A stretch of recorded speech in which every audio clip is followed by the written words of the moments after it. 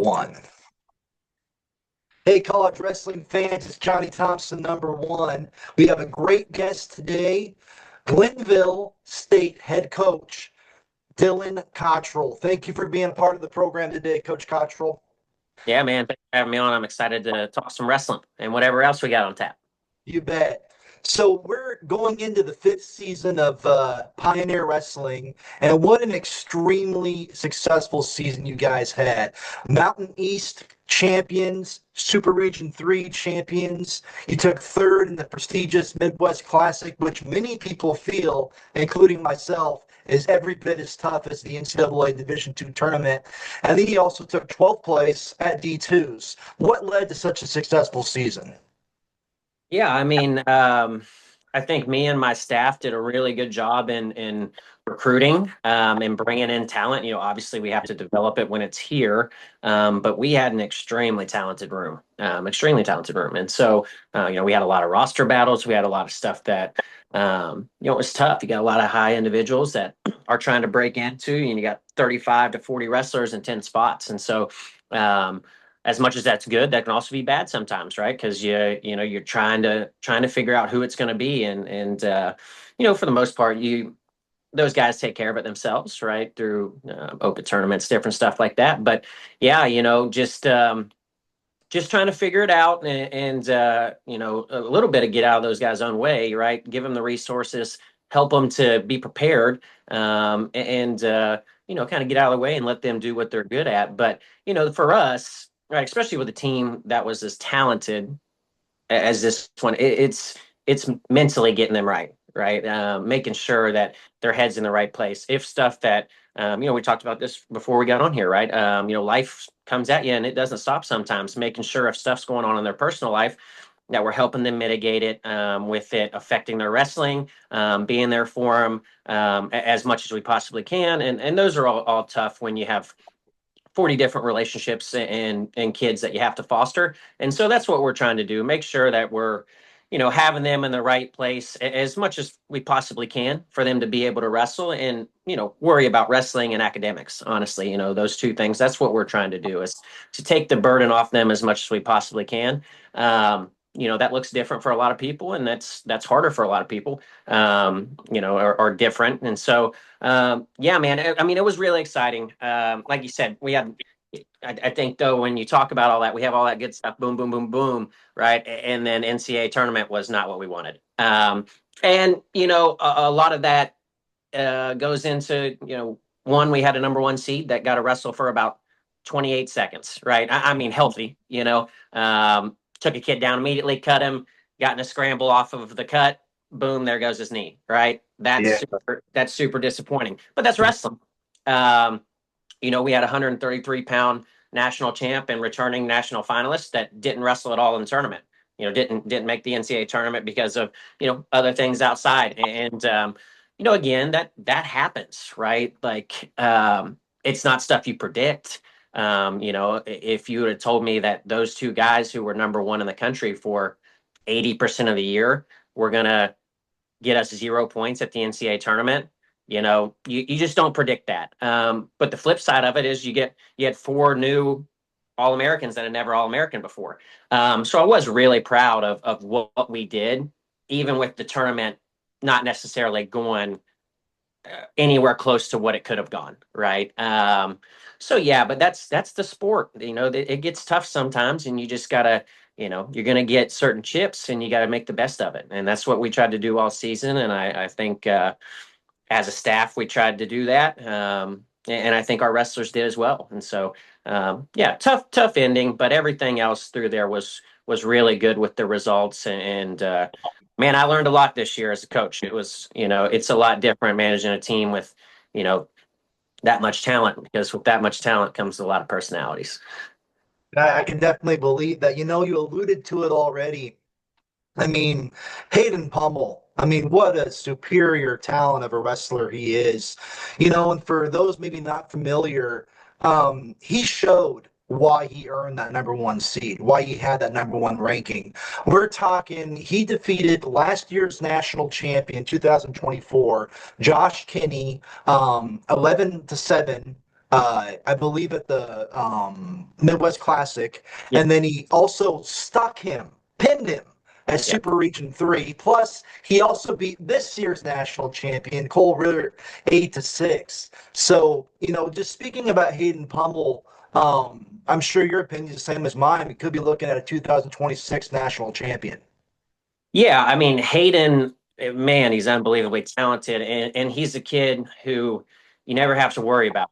He's a great kid. He's a close to right at a 4.0 student, graduating and starting our master's program next year. So super proud of who he is as a person too, man. He's going to be an awesome person to out there in society, and I think probably going to stay with us for a year and finish his graduate and be a graduate assistant. So we're looking forward to that in the future too. But yeah, of course, he 100% has. I mean, we were expecting a national title out of him this year. It really was, and you know, you, again, things happen. But yeah, I mean, there's no reason why we couldn't be here a year later and saying Hayden Pummel won a national title, and he was pretty dominant doing it.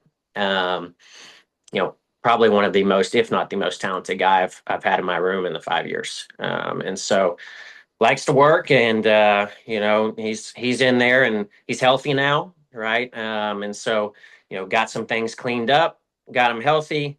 He'll be back on the mats with us once preseason rolls around, and so we're excited about that. That situation is tough because the tournament's not going exactly how you want it, right? Especially with that right off the bat, so you have to make a decision. He's a junior. They started talking to us a little bit about, hey, could be some ACL stuff. You know, uh, he's pretty compromised. If you put him back out there, obviously he's not going to be the same guy. Can he maybe get on the podium? Right, that's all going to be on him. How can he move? How much mobility? How much can he grit through it? But also, the team doctor said there is a real chance that you go from him wrestling August, September with something minor to going out there really compromised and it being January, February reconstruct. And so, once we heard that, it was pretty clear for us that we got to protect our athlete as much as he wants to go out there and try. And so had to make a tough decision, and that's another one of the things that people don't see. And tough, man, tough because, like you said, such a great year. Won Midwest.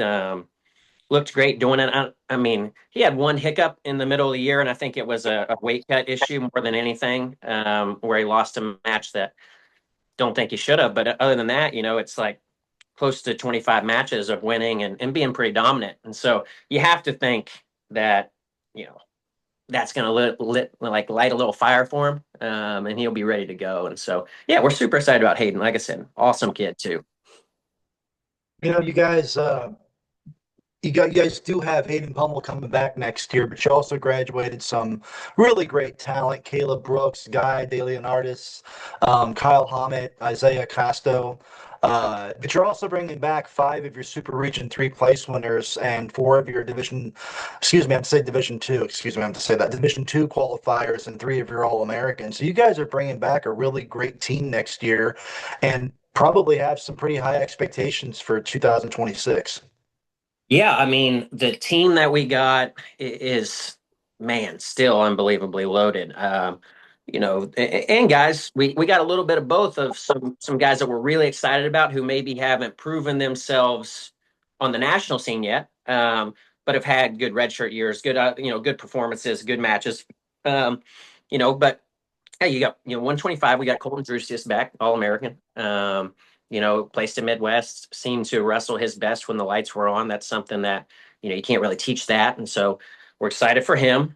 33, we're going to have a kid coming off red shirt from West Virginia, Matt McAfee, who's really, really tough. And then we got our returning starter, Hunter Ross, as a senior. Both of those guys, very excited about what they can do. 141, Zach Parker is coming off red shirt. He beat the number 3 seed at the NCAA tournament from UND. I think that kid's name was Brandon Lowry. And then he also beat Lowry, yep. Yeah, and then he also beat Kyvon Grace, who was the national finalist, right? So that's one you're really excited about. We have a national qualifier from 2 years ago at 141, Ethan Hardy. He possibly could go down to 41. So you got two really good guys there. If Hardy goes down, that's going to be a battle. 49, Gabe Honorado's back, returning All-American. 74, Pummel's not a returning All-American, but number one guy in the country. Nick Johnson, 97, returning All-American. Probably will start the year around 2 or 3. And then heavyweight, our heavyweight at the end of the year, we had two really good heavyweights last year with Casto and Colby Whitehill. And, that was another one of those roster battles that we were trying to figure out. Colby had an injury that happened. And so it made it a lot easier for us. It was pretty much here's what's going to happen. But Colby placed it at Midwest. Yeah. And he is super, super talented, man. Wrestles so good at the heavyweight position on being able to move and great pinner. Yeah, and so we're super excited about him too for next year. And so, that leaves that 84, 65, 57 of a little bit more of, okay, let's see, guys, right? Let's see the preseason. Let's see some of our simulation matches. And we got a lot of talent in those spots too, but it's going to be who steps up, right? Now, also me saying these names, when you got a lot of good people in the room, and just because you're all American or anything else doesn't mean you're for sure going to be the guy, right? I got a job to do, and that is to put the 10 best guys out there. And that doesn't matter. Maybe I have a little bit deeper relationship with one guy because he's been here 4 years, but my job is to put the 10 best out there, and we're going to do that. And so, I'm excited for the team. I'm excited to see the little battles in the preseason. And then you get around to you start getting into simulation matches, and you get a little bit more the duels, and then we have a big invite first weekend of the year. It's about 15 teams, and usually 7 or 8 of them are in the top 25, and so it's a really good measuring stick, especially for all of our transfers, all the kids coming off red shirt, and that's when we start to know a little bit more of okay, right? Who's a practice guy, and who's the guy when the lights are on. Right. And we need those guys that when the lights are on, they get better. And so, but awesome team coming back. We're super excited for it, push again to be, back there at that number 1 ranking. And so, never was able to get to it. Was number 2 for, I think 3 of the 5 rankings for NWCA, we were number 2 in the country. And so, trying to push to get to that number 1 and then, be able to finish it strong. Last year, among the successes you guys had, you guys defeated Morgan State 27-12, and then you almost knocked off Buffalo in a really good 19-22 loss. What does it say about your guys and about your program that you guys aren't afraid to go out there and get on the mat with D1 caliber?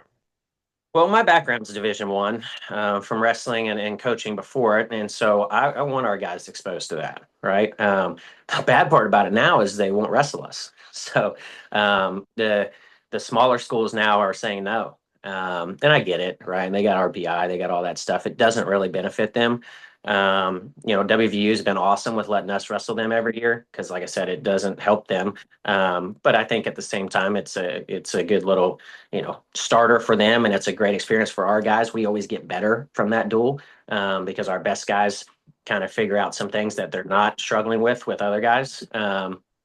And so that's a big one, right? Of wrestling the higher level is our better guys maybe get some things exposed a little bit here and there that it's not happening at other times. And so that can help for the nationals, right? Because the best guys, that's still, we got a little crack in our armor. We need to fix that early, or at least be able to work through it. And so that's a big reason why, right? We can't be afraid to wrestle people. That makes us better.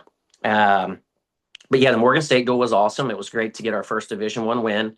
And we really cleaned house there. I think we won 8 of 10. And we had 2 starters out of that as well. And so that was cool.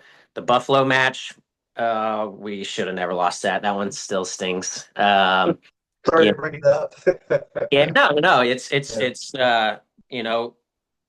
it was cool. It was we had them, and we had to, our 197 pounder was not there. And then our 149 Gabe was not there either. So Gabe was hurt from national duels, and we were giving him some time. And our 197 pounder, he's kind of unique, right? So he's 27. He wrestled for a year and then went active duty military for 7. And then he came back to wrestle. Well, he's still in the reserves. So he had drill the weekend of the Buffalo duel. And like I said, he's one of our top wrestlers. He got 5th in the country. He beat Austin Cooley, who was a top 33 guy from West Virginia, Big 12 placer. And so, you really think he wins that match at 97, maybe bonuses, right? And we got pinned there. It's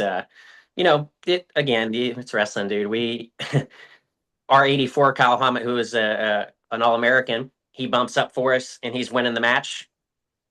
And he goes for a high flyer, gets pinned. And that's not Kyle's fault. I mean, it is, but it's not. He's wrestling up. He's trying to do the best that he can. He just goes for a move maybe in the moment that it works a lot on those 84 pounders. A little bit bigger kid. He's a little bit more tired wrestling him and gets caught. That's all it was. But that's really the difference in the duel. We won a lot of big matches, but that and 57 too. Their best wrestler was probably their 84, but if not their 57, Caleb Burgess, he's solid. He was in the top 33 all year, and guy had him dead to rights. We were up, I think we were up 1, got a takedown, restart. Kid was down with maybe 8 seconds to go, and before that, he took him down, whatever, or maybe reversed him. I don't know what it was for us to get up by 1, and guy got a big cramp in his calf and was walking back. And you can't take injury time because then you get in trouble there, and the guy gets choice and all that. And so he, I think he's a little bit too much thinking about that. Comes back and he tries to jump up, throw legs right off the bat. He's not a leg rider. I've never seen him throw legs in his life, right? And gets reversed and loses with like 4 seconds to go there too. But that's a great lesson. That is a great lesson on how small the margins are with those best guys. And it's like, you can't worry about the fact that you're cramping up and change, right? You still got to get through it and get forward and get forward pressure. You can't just cling. So again, going back to that, we were talking about, the reason why we wrestle is for moments like that, right? For Hammett to understand, hey, I don't have to have that, right? I'm winning the match. I'll go my baseline. For a guy to understand, hey, things are going to come up. I can't be thinking about those and getting unfocused and losing matches. And so that's the main reason why we do it, right? It's just to try to help our guys to be in as many different situations as we can possibly put them in. In today's climate, the recruiting process is no longer just high school to college. With all these new rules and regulations, the NIL, we're seeing wrestlers transfer a lot more. And Glenville State, you guys seem to be one of the first schools that really saw this and took advantage of it. You're ahead of the curve of a lot of other schools on this particular subject. You've gotten talent from D1, talent from other D2 schools, talent from the NAIA. For a long time, and I'm sure that there's probably a lot of kids that still think this way. It's always this D1 or bust, D1 or bust. But you guys are proving that someone can find a home, success, and overall satisfaction academically, socially, spiritually, as well as on the mat at the Division II level. And I'd like to have your thoughts on that. Yeah, I mean, for me, it was a no-brainer when the portal came out, and I didn't have it when an athlete or when I was coaching Division I, but right when I took this job was right when portal era started, right? And so for me, obviously, like, a part of my job is winning on top of fostering these athletes and all that, but a big part of my job is winning, right, as a coach. And so you're starting a brand new program in the middle of COVID, right? We have 0 recruits. It's March. You're trying to get recruits before August. Hey, how do we expedite this? And I'm looking at something that I got a whole list here of names that I don't have to go and forge for and look, that it's here. I see them. I can easily look up tangible results, everything. It just made a lot of sense, right? And then we've continued with it. And like I said, we've had great success. I've been able to kind of use my Division I connections from back when I wrestled and coached it to, a lot of the guys that I wrestled against, there may be second assistants or involved in Division I programs, small or bigger. to reach out and say, hey, this kid's in the portal. Tell me about him, right? Help me collaborate on this one a little bit, right? Is it a kid that you guys think can do really well, and so just using connections and trying to get the right ones. The tough part about that, and I think I learned it. I've learned it over the couple years, and so this year is you do have to be careful with the portal though, because it's that low hanging fruit of talent, but that doesn't always mean that it's going to be fit in your culture. And so sometimes you see something, that shiny new toy, and you really want it, but it might not be the best thing for your overall program. And I've made that mistake before, right? I think all of us coaches have, right? And maybe taking a little risk or whatever it is on someone, or it just doesn't pan out how you thought. You can't, as much as you try to, and you try to get to know the kids, you can't always be perfect on everything. But you want to make sure that you keep in mind, even with the portal, that no wrestler or myself are bigger than the program. And so, I want to foster this program for 50 years to come. I can't do things that, kind of hurt the reputation of it by taking massive risks, right? Especially now, right? Maybe in the first couple of years, I did that a little bit more to try to expedite things, but now I got to be a little bit smarter and make sure that they fit the culture. But the portal, man, it's a quick way to help you. And now for us, it's more the plug and play, right? Of we're really weak at this weight and don't have a lot of back, or we think we might be. Well, let's go look specifically for this weight and see who's in there that fits our culture, our team. Thinks it's and for us too, we're a really small town, rural West Virginia. That's something we have to think about, right? Of who's going to fit in here, and who can do it, right? Some people just can't. We've lost a lot of recruits because they just say, "Hey, coach, I love the program, I love the guys. I can't live in a small town, right? I can't do it," and that's okay, right? Because again, talking about that culture, we want kids that want to be here, right? I don't know how much coaches talk to you about this, but man, a lot of them, they play that gotcha game where they offer kids scholarships and they tell them, okay, here's your scholarship. And it's a really good offer, right? You got a week. And, they're making these kids make snap decisions about the rest of their life. I'm never going to do that, right? I don't, because then again, that gets into like taking a real risk on the people and the culture that you bring in. Like all the time, we offer people, and I say, take as long as you want, right? Take as long as you want, because we want you to, and take your visits, right? I mean, I can't tell you how many times that we've had kids on the line, and a kid texts me and says, hey, I got an offer. I know I had a visit with you guys in a week and a half, but the coach told me if I took that visit, that my offer's gone. Oh, geez. And so that's the world of it sometimes, which sucks. But that's okay, right? That to everyone, I'm not saying it's bad, right? That's for everyone else's opinion. It's not how I'm going to run mine, right? Because I want those guys to want to be here. I don't want to play the gotcha game, and then we get them for a year, and they're thinking about the other place they never went to, right? They're here because they want to be here. I think that stuff matters, right? I think that stuff matters, and so that's what we're going to do. That's what we've done, and it's worked out so far. And so hopefully, we keep doing it and keep having high levels of success and making people better young men while we're doing it.